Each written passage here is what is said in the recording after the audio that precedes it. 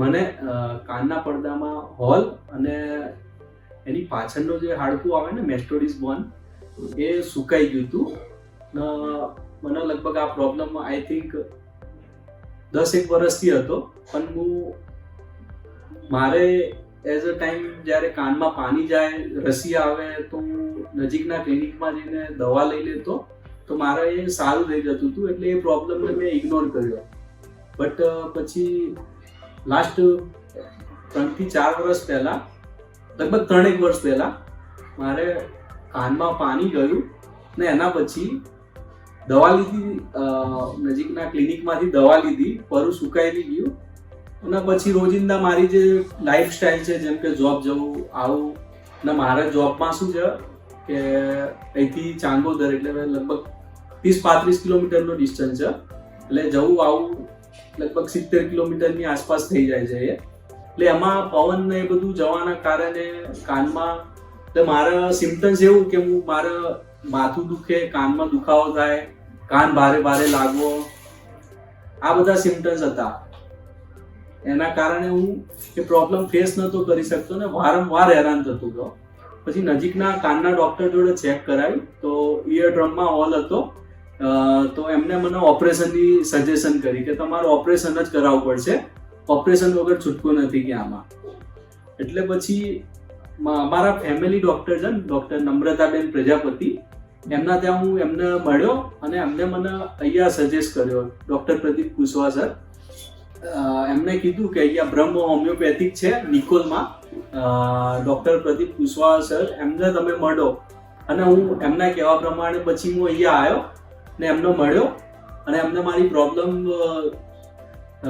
શું કહેવાય સમજી પછી એમને દવા સ્ટાર્ટ કરી. અને મને પહેલાં કાનનો એક્સરેનું મને સજેસ્ટ કર્યું કે તમે પહેલાં એક્સરે પાડો.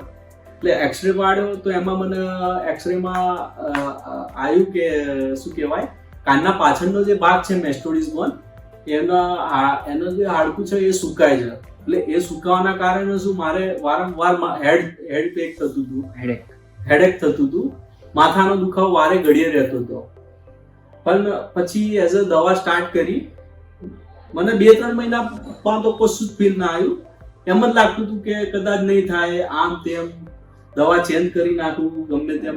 કારણ કે મને કશું એટલે મને એવો દુખાવો બી હતો એ ટાઈમે. એટલે મારા વિચાર એવો જ આવતો હતો કે પછી ઓપરેશન જ કરાવી દઉં, દવા બંધ કરી દઉં. પણ જેમ જેમ સમય ગયો એમ મારા સિમ્પટમ્સ ઓછા થતા ગયા. મને જે માથાનો દુખાવો રહેતો હતો, કાન ભારે ભારે લાગતા હતા, એ બધું ધીમે ધીમે ઓછું થવા લાગ્યું. પછી લગભગ મેં કન્ટિન્યુઅસ 2 વર્ષ જેવી દવા લીધી. એના પછી ફરી મેં એક્સરે પાડ્યો કાનનો. તો કાનનો જે એક્સરે પાડ્યો, 2 વર્ષ જે પહેલાનો જે એક્સરે હતો એમાં મેસ્ટોડિસ બોન જે હતા એ ચેન્જ કરવાની સજેશન હતી.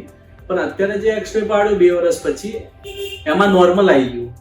એના સેલ જે હતા બોનના, મેસ્ટોડિસ બોનના, એ નોર્મલ આવી ગયા, નોર્મલ કન્ડિશનમાં. અને પછી જે ઇયર ડ્રમનો જે હોલ હતો એની બી સાઇઝ જે છે એકદમ નાની થતી ગઈ. એટલે પછી મેં કન્ટિન્યુઅસ દવા ચાલુ જ રાખી અને અત્યારે 6 મહિના પછી મને અત્યારે સારું લાગે છે. ને અત્યારે સાહેબે ચેક કર્યું તો મારા કાનનો પડદાની સિચ્યુએશન બી ઓકે છે. જે પડદામાં હોલ હતો એ બી પૂરેપૂરો ભરાઈ ગયો અને જે મેસ્ટોડિસ બોર્ડમાં જે હાડકાનું જે સડન હતું એ બી રિકવર થઈ ગયું છે.